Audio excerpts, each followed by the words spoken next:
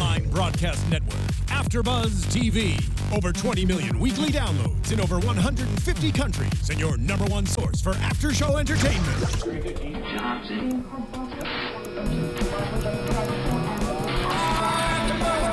AFTERBUZZ TV, the destination for TV superfans. Producing after-shows for over 300 of your favorite TV shows. Interviewing celebrities and showrunners. And bringing you behind-the-scenes exclusives. All thanks to E! Entertainment's Maria Menounos, producer Kevin Undergaro, and internet leader Akamai. Now, let the buzz begin! Diamonds are forever. Yeah. We are? All I need to please me. That's what Gina Taco says. Or Or Tom. Tom could say this too. They won't leave in the night. I've no I've never heard this version. What? What? Are you serious? Come on. Oh! Let's not. I just want to listen to the whole show. You've never heard this version? What? I've never heard this version. Where do you live? I don't know. All right. Welcome to Blacklist AFTERBUZZ After Show. That is Diamonds Are Forever by Kanye West and featuring Jay-Z. Right. That poor Julia's never heard.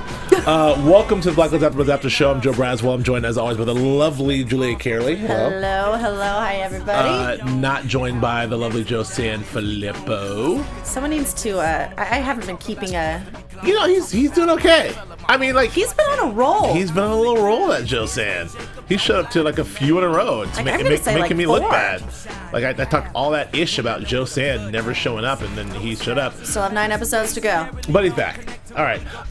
Thank you for all you guys who are joining us in the chat room right now. I see you all, the usuals. I see Chelsea. I see VFC Church, musician, TDCR. No Sylvia yet, but I'm sure glad to see you guys all here. Thank you for joining us. Episode 13. Mr. Alistair Pitt. Alistair Pitt. No relation to Brad. You don't know that. That is true. I certainly do not know that. Mr. Alistair Pitt. I would say, I don't know. So I have a lot of thoughts in this episode. So I would say that this, to me, for me, does qualify as sort of like as a bit of a filler episode. We talk about the fillers every now and then. This to me sort of qualifies as maybe a filler episode. I loved. There's 3 major storylines going on in this thing. Mm-hmm. I love 2 of the 3. Okay. I was all in on 2 of the 3. The one, not so much. Which one were you not in on? The main one. But that's just me. We'll talk. We will definitely talk about it. This one had the great Tony Shalhoub. I was delighted to see Tony Shalhoub. Yes. As we know now as Alistair Pitt. I do think he was a little bit underutilized. Yes. We'll get to that later. I mean, it's Tony freaking Shalhoub. I know. Like, 5-time Emmy winner Tony Shalhoub, and he shows up, he kisses a Pomeranian, and he gets shot in the chest. Not only was he he was completely underused. I mean, he created, as he always does, Amazing a really character. Interesting character. Interesting guy. Very nuanced. Yeah. And I was totally in, and that's all I wanted. I don't want anything else. Just give me more of him. He's worthy of like an arch villain type. Yes. I'm like, oh, the mysterious Alistair Pitt. He'll be facing off with Red for years to come. Yes. And dead. I was like, oh, all right. So it's fine. But, I mean, shout out to Tony Shalhoub for having not much to work with and making something really fantastic. I was really excited when I saw him show up. Yeah. And I was a little disappointed. Okay, so we have 3 storylines. First storyline is we have this whole bit of Mr. Alistair Pitt and this whole mob war between the Vacaros and the Eriksons. Yep. I'm assuming the Eriksons, his name is Mads Eriksson, so I'm assuming they're Danish of some sort of descent. I mean, as Mads Mikkelsen is Danish, so I'm assuming Mads Eriksson is probably of Danish. Don't know too many Danish gangsters. I don't know. What do I know about gangsters? The gangs of New York and Washington, but I don't know. And then they're the Vacaros, which are, I'm assuming, Italian or is it Latino? Very much so. Okay, that's what I thought. They seemed very stereotypical mobsters. So, turf war between these 2 guys. I don't know. The Eriksons, those Eriksson boys, not the toughest looking bunch. Not really. I mean, look more like they kind of look like the Romneys, like Tag. It's like Tag Romney, and it's like I thought they'd be wearing some loafers and like nice sweater, nice sensible sweaters, some khakis, or some mobsters, some polos. Nice sweater tied around their shoulders. Yeah, but that was they were so it was them. They were kind of whiny too. That the youngest was kind of whiny. I mean, there's some tough mobsters. So we have the turf war between the Ericksons and the Vaccaros. Mm-hmm. We have the other storyline, which is Reds, which we now know are flashbacks visiting the mysterious Josephine, mm-hmm. and we all were like, "Is this Masha? No, she's too young. Is this someone else? No, I know it's gonna." That was kind of cool. So we'll talk about that and we'll get to that in a second. And then we have this third storyline, which is actually my favorite, is Tom and Xanatakos on some crazy heist. Yes. Right? For diamonds. Yes. And we get more Xanatakos. How could Joe not be here for the return of Gina Santa freaking tacos? That is such a crying what's shame. Wrong with him? So I don't know how it all works, but I loved it all. I love the idea of Tom, one last heist for the baby. One last heist for the baby. I mean, it's tough. I don't know. It's his last resort. I guess he didn't really try very hard. He just went for one job interview. And then we have the subplots of sort of Navabi and and her trying to date my guy, the boyfriend, but he's gone, and just her wanting something and feeling the longing of the baby or not the baby, and really attaching onto Liz's throwing herself into throwing the shower. Yeah, and then we have Lizzie, calling the adoption agency and finding nice parents and being disappointed as that sub story, and also the Aram, very very nice one throwaway line which I liked a lot when he was like he was lost 9 pounds. Yeah, in 1 month. 1 month. Losing sleep and losing 9 pounds. That was nice. So we have a little bit of that stuff going on in the background. I don't know. So all in all, I was okay with the episode. I really wasn't into the overall sort of main storyline, the whole gang turf war thing. But go ahead. Mainly because I thought the cast, I didn't buy any of it. I don't know. I didn't buy it. I found it to be a little cheesy. 13 episodes of the Blacklist. I think I've liked about 11 and a half. Yeah, I've been into this season. Yeah. I agree. This is definitely a filler episode. This one gets a thumb sideways to down for me. But even though we did get some expositional stuff to move the story along, and we got some cool red stuff, but just the Blacklist bit, I think, was a misfire. What did you think? I don't know. It was. I didn't really know what it was trying to be. Was it a mobster episode? Was it a jewelry heist episode? Was it a revenge episode? It was just sort of all over the place. Again, Liz was being a petulant child, which just annoys the heck out of me. Yeah. But I was, like I said, I was totally into Tony Shalhoub. I agree he was underutilized. It was a fun character that he created that I wish there was more to be done with him. Sure. I love Tom and Gina. They have such great chemistry. They're so much fun to watch. I'd watch that show. Right. Well, Tom Keene and Gina Xanatakos. I would watch Tom Keene and Gina Xanatakos. So I want to get rid of the elephant in the room here, because obviously get through this whole storyline, because we obviously don't like it. So we have the mob family. I think it's bad casting. I didn't buy the Erickson family. I don't know. It's fine. The whole thing at the beginning. Okay, they're all dead now anyway. Right, that's right. They're all dead. Thank God. So the Ericksons, and man. I didn't have time to look up her name. The woman who played the Vaccaro wife. Oh yeah, I love her. I love her and everything that she does. She's interesting. Just wasn't my favorite performance. And I like the mezzo soprano chick, the daughter. Who's gonna give it up. If I gotta get married, I gotta get married. I liked her. Okay, so it opens with a scene. We see a scene where the two see each other. They pull guns. Mm-hmm. One guy kills another one. The Romneys all gather in the hospital. The Romneys. And Tony Shalhoub comes in and they're as tough as they can be. Like, you're not even allowed to be in here, pal. Whatever they say. Tony Shalhoub sort of introduces himself, basically kind of goes away. This is a part where it sort of falls apart. So his whole existence is a guy who sort of propels the best interest of others by brokering deals to move them together for major profit, and he will get a piece of that. Got so it. he'll broker the deal to merge the warring crime families. Right. And he has the protection to make sure that nobody... Sure. His clients, he's a big client list of these people. Yeah, his big client list to make sure that nobody, reneges on the deal. Now, how does he know? Like, I mean, does he orchestrate some of these things to sort of push them along? Is he suggested? Orchestrated the murder of the fiance, the nurse fiance. Right. So yeah, absolutely. Okay.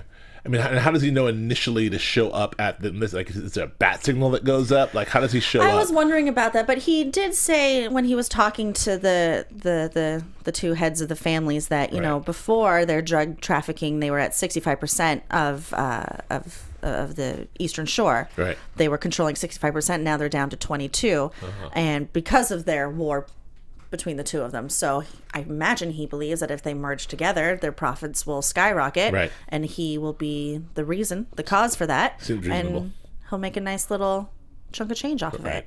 Now he's got these two adorable Pomeranians. They were my favorite. Who he likes to bathe with. And that bathtub scene cracked me up. It was very funny. It was very good, funny. It was good Shaloub stuff. Good Shaloub stuff. They're talking. He's talking to him. The one with his tongue sticking out. Yeah, that's fun. Sharing a glass of champagne. It's like me and Archie. Yeah, Archie being your my lovely dog. Boyfriend. Your dog. I'm just kidding.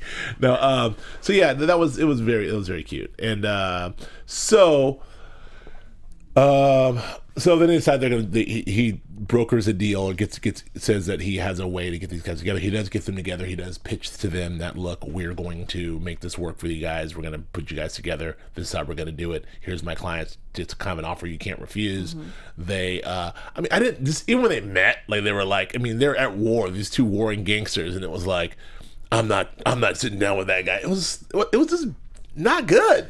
No. Am I making this up? It was just good. Like followed all the stereotypical all mobster tropes. All the tropes, but not even not good. very well. I mean, like if you're gonna do it, just go all in and have a hey Tony, get over here. Yeah. Where's Flippo? But where's Flippo? Or something like I don't know. It was just I appreciate the Danish gangster because I haven't seen them, but like the sons were not. I'm repeating myself anyway. Yeah. So we get that.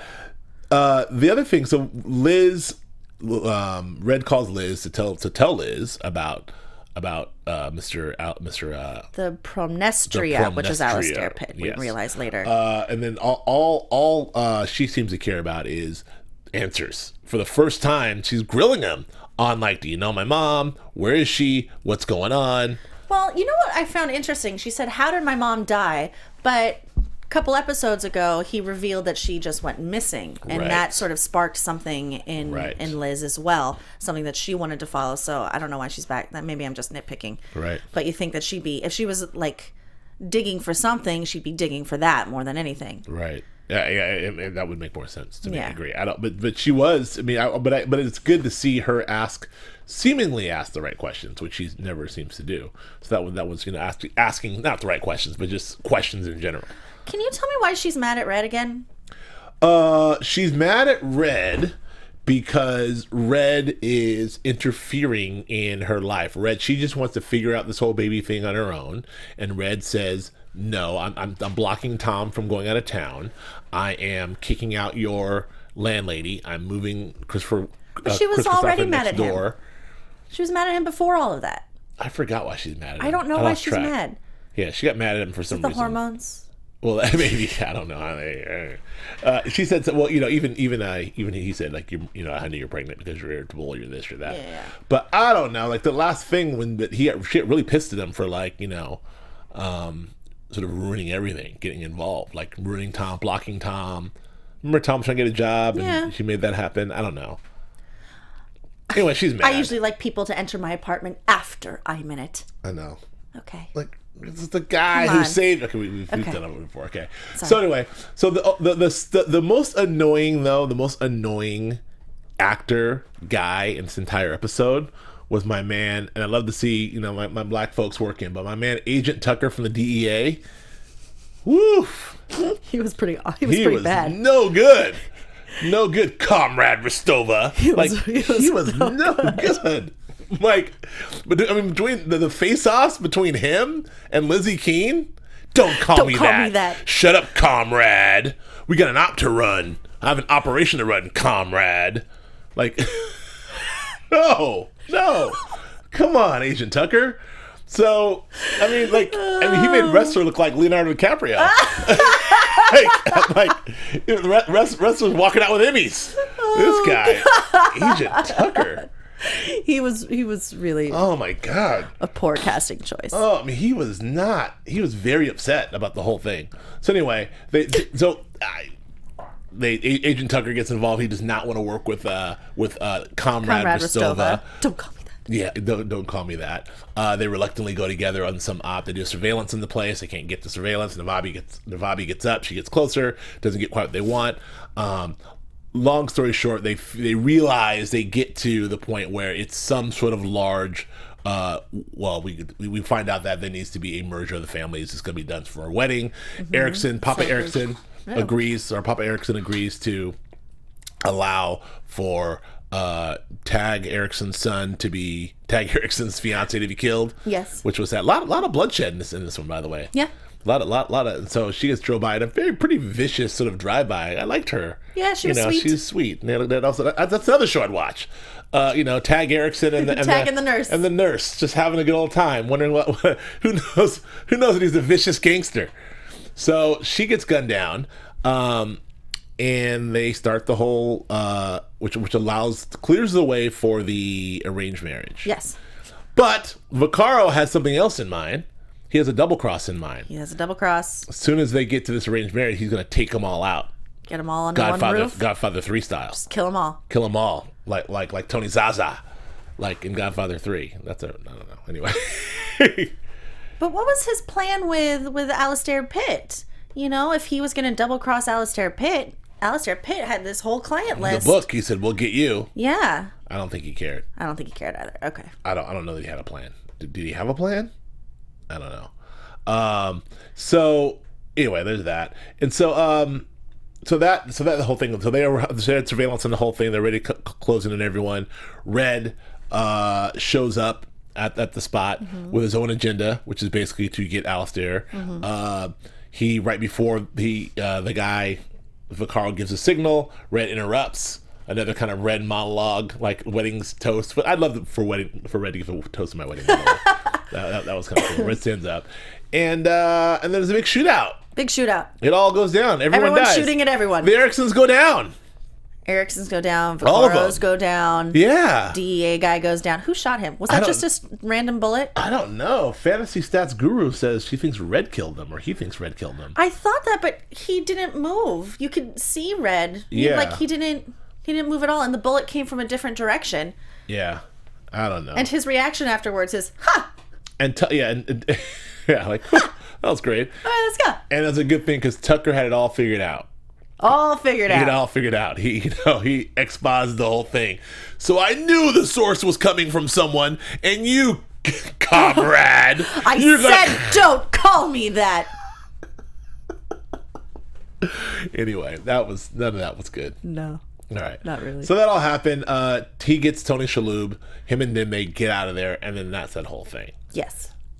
Is there anything in that bit that because I want to talk a little bit more about this whole Josephine thing. I want to talk more about Tom, and I want to talk more about the baby. But is there anything else in there that I've got to that I need to know that I think that pretty much covers it.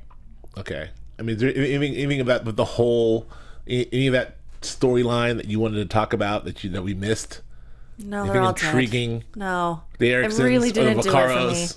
It just didn't do it for me as a whole. All right. The whole storyline. Any unanswered questions I'm glad that they're one and done. Okay. Ericksons and Vaccaros are done. Okay, so it turns out, which is a really cool thing, we see what we know as flashbacks of Red talking to this woman Josephine, who, again, at first, what did you think when you first saw Josephine? Were you like, oh? I wasn't sure. I was listening very carefully. I was trying to see how romantic or how loving it was, trying to figure out who she was to him. I thought she was beautifully cast. Yeah, she was I lovely. thought she was lovely and sweet and beautiful and and I believed her. great. And I believed her, Yeah. absolutely. And I believed their relationship. I was just trying to figure out who the hell she was at first. Right.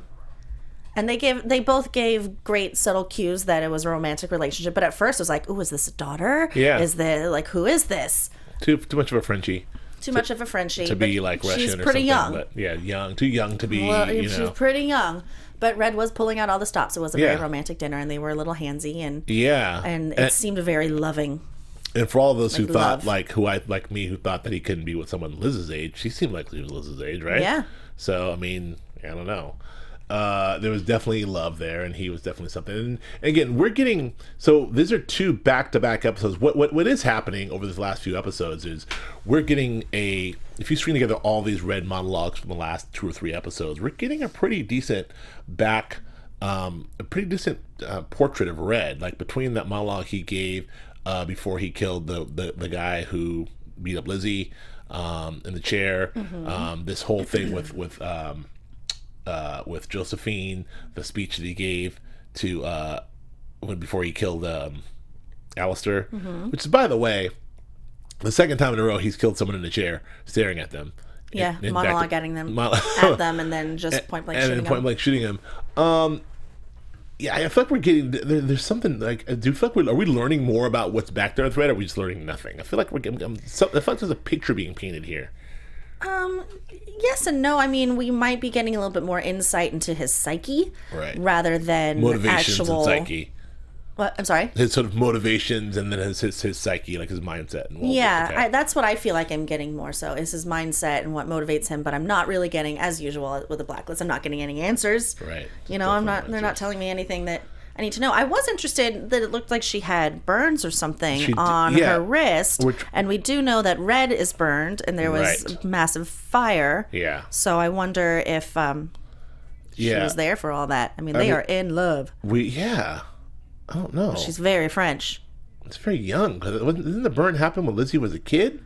Yeah. So that'd make her. I mean, that's on some, like, I don't know. That's a little Celine Dion. What's his name? The one who just died? Yeah. Her husband? Yeah. Renee something.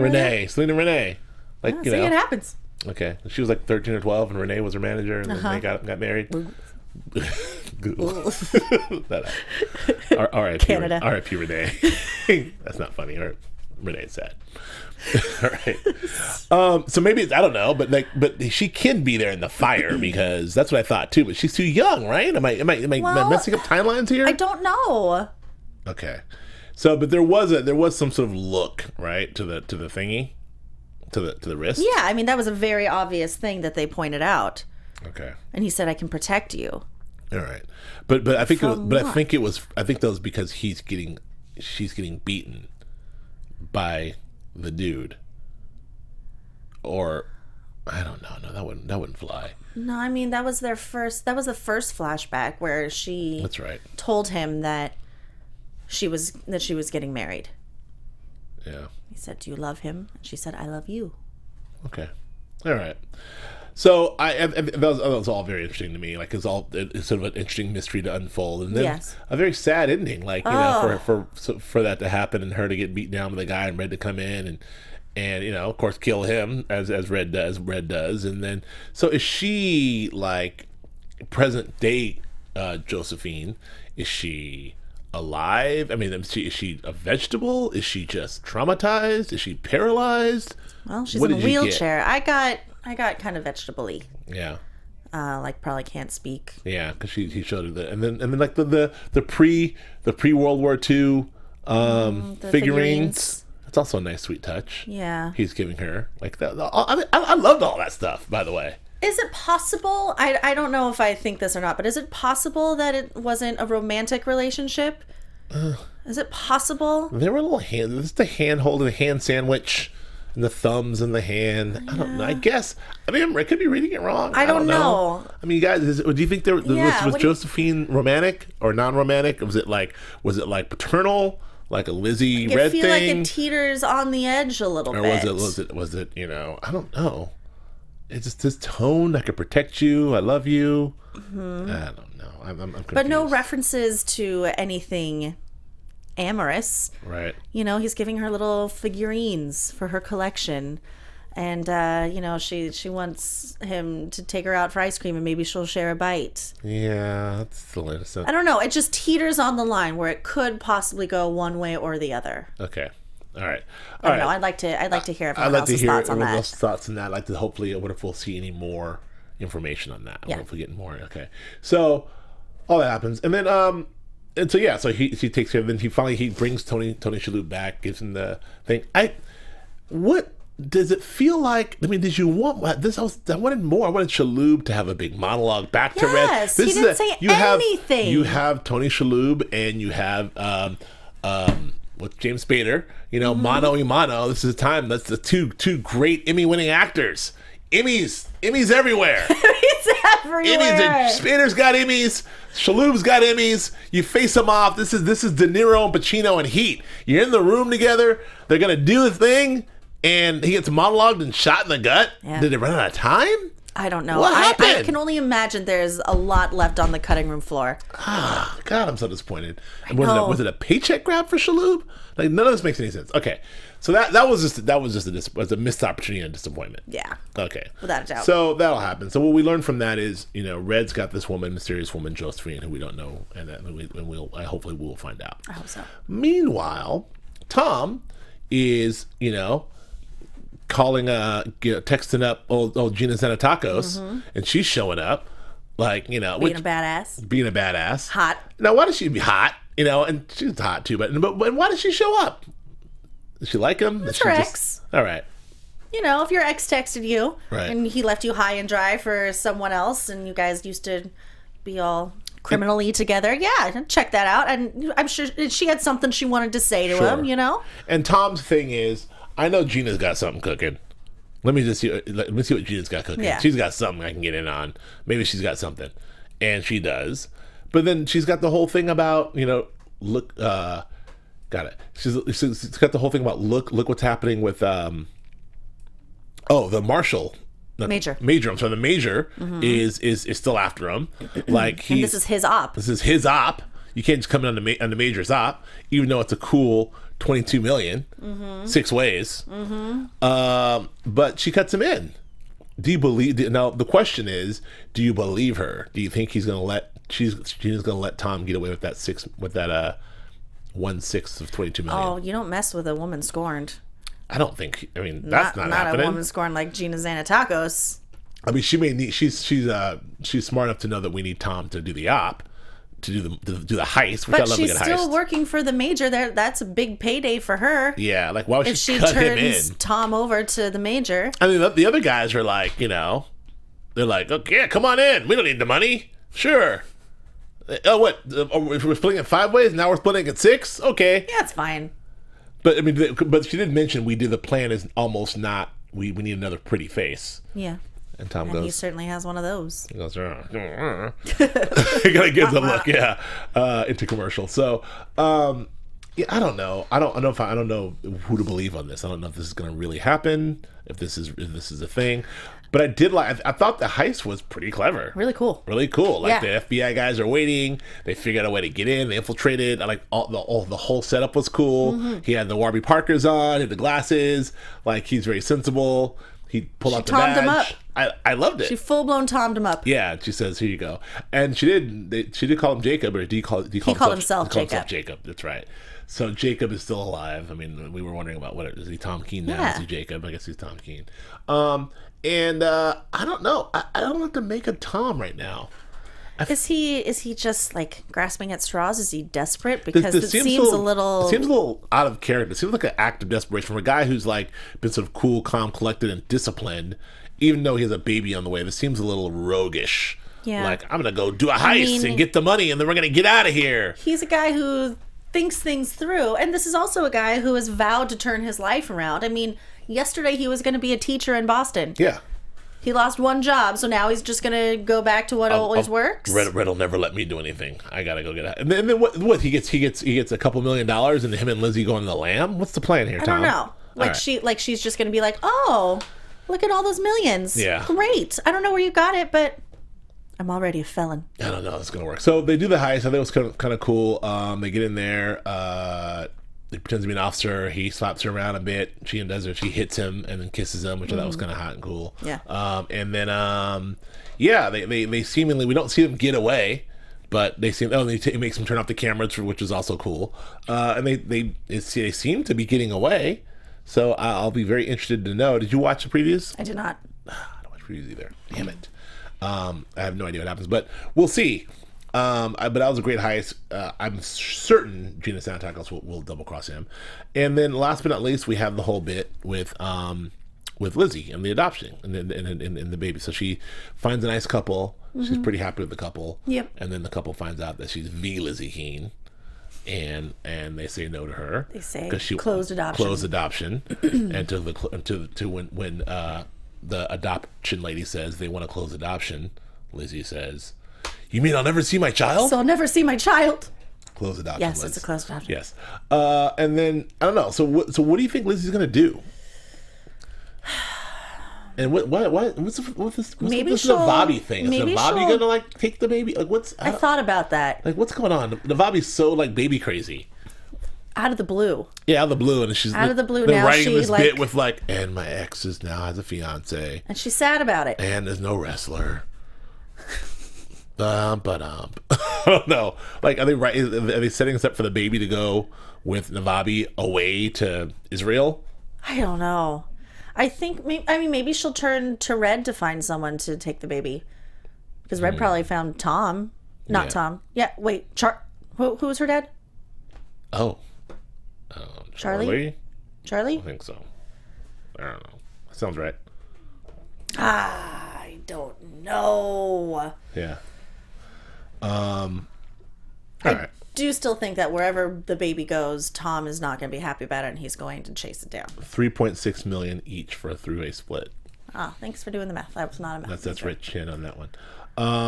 Yeah, I mean, okay. So, yeah, and Janice says Gina's playing something for Tom. Don't worry, I agree.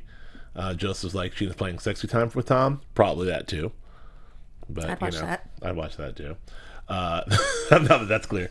The previews shows Tom being in trouble at gunpoint. Oh, all right. Cool. And Joseph says Navabi is going to be the Jewish aunt. The Jewish aunt? Could be. Okay. Could happen. I don't know. So we'll see what's going to happen, Tom. I got nothing. I feel like Tom may be not long for the blacklist. Really? I think it might be. But let me get some shout outs here first, and then we can get into predictions. On YouTube last week. Thank you guys for watching and listening all the time, and thank you for watching us and listening to us on iTunes. Those of you who are, and rating us, we appreciate it. Rate us at all, whether it's 1 star or 5 stars. It helps people find us on iTunes. Thank you for doing that. Thank you all the guys who are leaving comments and checking us out on YouTube as well. That's Jamie Newman and Tektro Che and Papa Ziju. I can't pronounce this. Papa Zeo. Tobias Kuhn, Marissa Gasper, Hestia, of course, Stephanie Elliott, Jay Thomas, Dave 155, let's see, Hell Crimson King, of course, Jasmine and Michael, who don't love us that much, but we love you, Jasmine and Michael Jones and Jasmine Delight, William Francis, Colette, and Reality Reviews, and Tracy76. Thank you very much for listening, and all you guys in the chat room right now. Fantasy Stats Guru, I said, Joseph Ortiz, Janice Klein, Rich Chin, Shamil, I can't read that. Shamil Shame, and all you folks listening and watching right this very second. Thank you very much. Liam Harold. Let's predictions. Get some predictions. And now, your disco from last AfterBuzz week? There it is. Predictions. Disco. I'm gonna go first. Okay. I'm gonna say it. All right. Tom Keen's not gonna make it. I disagree. You really? Yeah. I don't think Tom Keen's gonna make it. Yeah, I think he is. Okay. Tom Keen's not gonna make it. That's a heavy prediction, That's a heavy man. prediction. I think it's the season finale. Tom Keen's not gonna make it. Make it easier for Lizzie to give the baby away. They gotta resolve this baby thing somehow. Spy baby. Yeah, Spy Baby's gotta be resolved somehow. I don't know what Tom, the flip flop on Tom. I don't know where they're going with this thing. I love Tom. People love Tom. I don't know. We'll see. I think Tom's on his way out.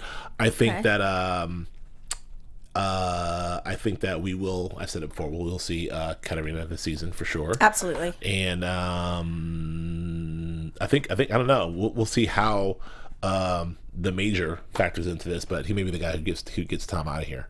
But Tom's not going to make it. Really? I'm fairly convinced. Heavy prediction. Fairly convinced. So okay. That would be a sad day for the Blacklist. Oh, Josephina is Lizzie's sister, says TDCR. Oh, I like it. All right. I like it too. Sylvia, I think Tom's going to go. I'm sorry, Sylvia Love. I think he's going to go. But go ahead. I think he's definitely going to be in trouble. He's gone. He's going to be in big fat trouble. All right. But now he has a baby on the way. He's got to survive for the baby. He really wants that kid, man. He's been holding on to that sonogram picture of their adopted kid who went somewhere else. It's like a Nicholas Sparks novel waiting to happen. Oh no. It's also sad. Go ahead. I don't know. I'm interested to see who Josephine is. That's an interesting idea that it's Lizzie's sister. I mean, I don't know. I mean, she did have the burns. Yeah. And remember when Red went to the ballet and they do the whole ballet just for him? Yeah. That could be her. Could have shipped her off to Paris. Bada bing. Yeah, that's a good one. Put her up and given her to a drug lord or a crime lord. Okay. You know, Sure. Those are the people he runs with. Sure. So maybe, yes, I'm with that. I don't know. I think Tom will live. Okay. I got nothing real.